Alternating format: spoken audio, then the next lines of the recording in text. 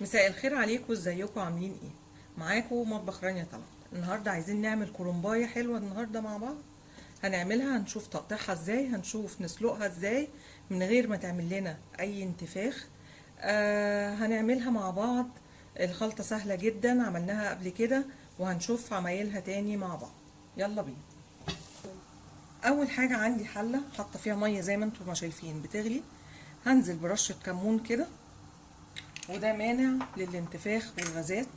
وهنزل بشوية ملح كده. اول حاجة بقطع الراس بتاعة الكرنبة عشان اقدر ان انا افكك الورق بتاعها. بحاول بقدر الامكان افككها بالراحة كده الورق من بعضه من غير ما يتقطع. اهو احنا شايفين شلنا الراس، مش عايزينها. بنعمل كده بقى، بنفكك بالراحة خالص عشان الورق ما يتقدرش منك ويتقطع. اهو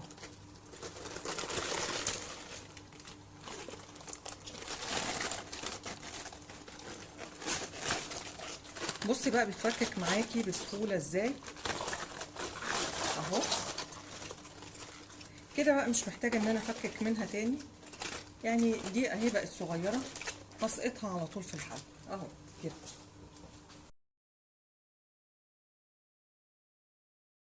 هنا خلاص طلعتها، انا مش عايزة اتك عليها في السليق قوي، لان حتى هي ما بتطلع البخار زي ما شايفين بيسويها، بيكمل التسوية بتاعتها. اهو بحطها في مصفى وتحتيها طبق بالشكل ده عشان تنزل المية بتاعتها. وهسلق بردك الباقي نفس الحكاية. بقى باخد كل 3 ورقات او 4 ورقات مع بعض واروح حطاهم في الميه واسلق نفس الطريقه. هنا الكرنب خلاص اتسلق عندي. بمسك الواحده بتنيها نصين كده وارصه فوق بعضه كله كده. اهو بالطريقه دي كده يسهل عليا جامد جدا كده. ما بياخدش كمان اي وقت خالص. وبروح قطعه دول كده، دول مش محتاجاهم. بروح جايه لده. بصوا بقى التقطيع بيبقى سهل ازاي، وكله مقاس واحد، وفي نفس الوقت ما بيتهدرش منك كتير فيه. اهو هنعمل تاني دول.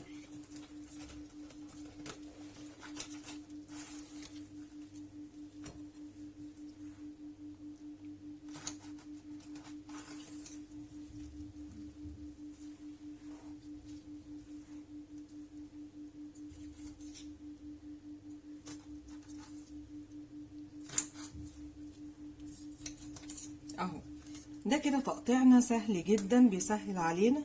ما بتطلعيش اي كسر او هدر من الكرنب بالطريقه دي كده. واللي بيطلع ده بنقطعه ونحطه في قاع الحله او في قعر الحله. هكمل بقى واوريكم الشكل النهائي بتاعه. هنا كل اللي انا هعمله، غسلت الرز، عندي كيلو من الرز المصري. هنزل عليه ببهارات لحمه اللي هي ال7 بهارات، فلفل اسود، وهحط بقى نعناع، واحط مرقه فوريه. عايزه تحطيها اختياري، مش عايزه بلاش. وهنزل بملح. هنا حطيت ماجي فوريه. هنزل بالنعناع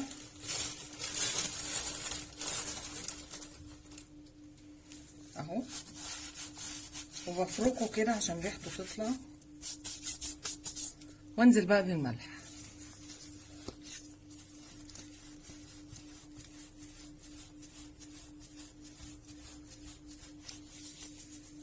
الخضره بتاعتي عباره عن شبت وكزبره وبقدونس اهي. طبعا غسلاها كويس جدا ومصفياها. انا عامله التسبيكه بتاعتي عباره عن بصل خليته دبل شويه، ونزلت عليه بعصير الطماطم لحد ما ادونا اللون ده كده وتسبكت معايا. بتحطي بقى منها على قد الخلطه بتاعتك وتشوفي اللون بتاعها عامل ازاي وتظبطيها اهي.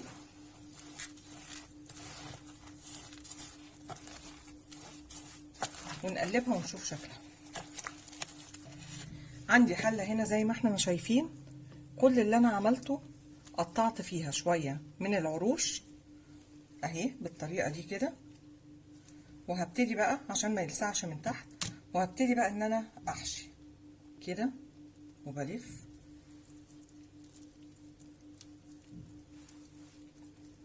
هتك عليها جامد عشان الصباع ما يفكش مني اول ما ينزل الحلة. رز لقيتيه زايد عندك بتشيليه عشان الحلة ما تعجنش منك اهو. ورقة ما عجبتكيش او لقيتيها صغيرة او مقطوعة ارميها في الحلة على طول من تحت اهو كده بالطريقة دي كده. وهحشي بقى ونرجع نشوف شكل الحلة بعد ما تتحشي. في هنا كيلو من البانيه.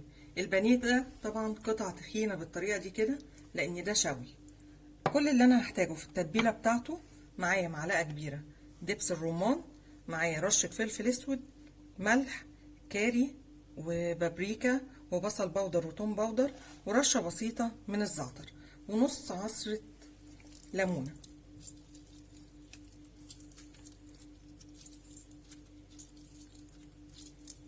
الليمون مع دبس الرمان هيديني مزازة عالية قوي لان انا هشويه.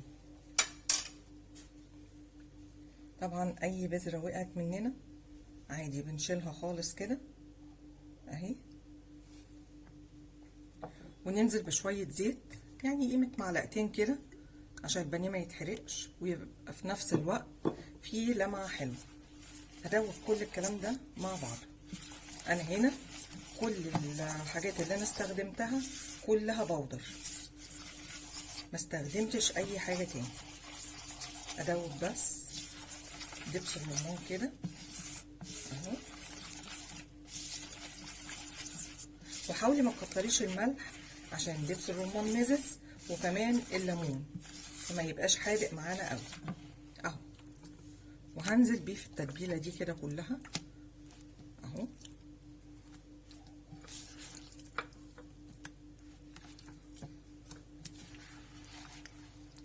تقدري تعمليها قبليها بيوم، تقدري تعمليها وتشيليها في الفريزر وتطلعيها على الشوي زي ما تحبي.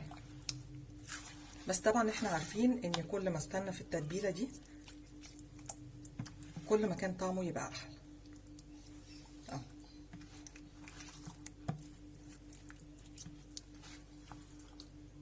واتاكد ان كله اتغلف بالطريقه دي كده اهو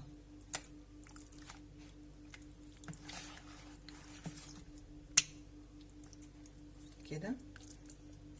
طبعا ريحه دبس الرمان تحفه، بتبقى حلوه قوي في المشويات كمان، هي والترياكي صوص.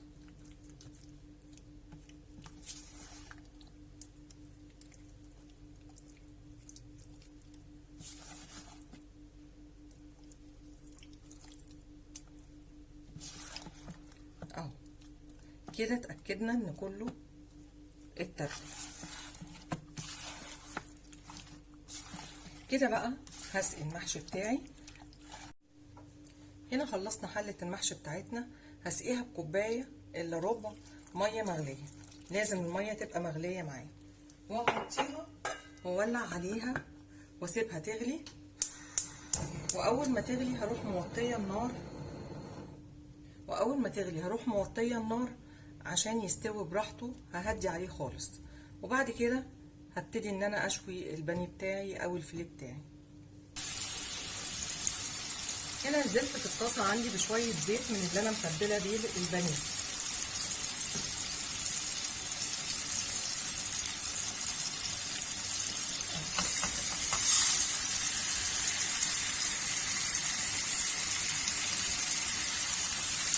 كده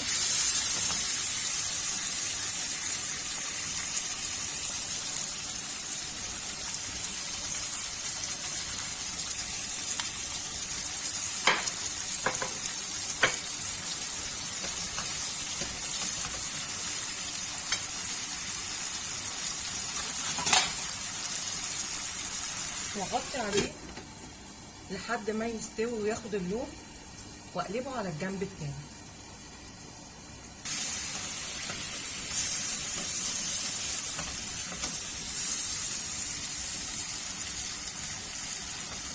طبعا الاكل بتاعنا جاهز. الغدا بتاعنا عملنا محشي، عملنا سمبوسك باللحمه كان عندنا في الفريزر، وهسيب لكم اللينك بتاعه، عاملينه من الالف للياء، العجينه للحمه لكل حاجه. عملنا هنا البانيه المشوي، عملنا هنا البانيه المشوي، عملنا كفته اللي هي الكوبيبه كنا عملناها قبل كده، برضك هسيب لكم اللينك بتاعها، عشان طبعا في جزء بيحب الفراخ وفي جزء بيحب اللحمه. وعملنا كميات طبعا بسيطه. السمبوسك طبعا طلعناه من الفريزر. عملنا توميه كنا نزلنا بيها قبل كده وهننزل بيها تاني، وتوميه صحيه وجميله جدا من الجبنه القريش، هنزل لكم باللينك بتاعها تاني. كده الطبق او العشاء بتاعنا وجبه متكامله تحفه جدا. عجبتك الوصفه؟ ما تنسيش لايك وفولو للشيف رانيا طلعت.